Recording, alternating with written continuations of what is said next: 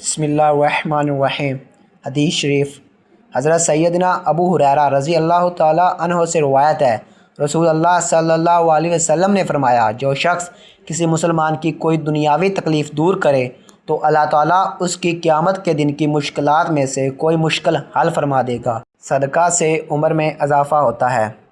رسول اللہ صلی اللہ علیہ وسلم نے ارشاد فرمایا، مسلمان کا صدقہ اس کی عمر میں اضافہ کرتا ہے اور بری موت سے بچاتا ہے، اور اللہ تعالیٰ اس کے ذریعے تکبر اور فخر کی بیماریوں کو زائل کرتا ہے۔ سورہ یاسین پڑھنے کا ثواب۔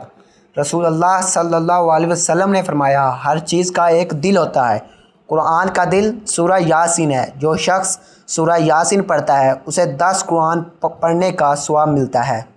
قبر کی پکار۔ رسول اللہ صلی اللہ علیہ وسلم نے فرمایا، قبر روزانہ پکار کر کہتی ہے، میں تنہائی کا گھر ہوں، مٹی کا گھر ہوں، میں کیڑے مکوڑوں کا گھر ہوں۔ رسول اللہ صلی اللہ علیہ وسلم نے فرمایا، آباد رہے وہ شخص جو میری حدیث دوسروں تک پہنچائے۔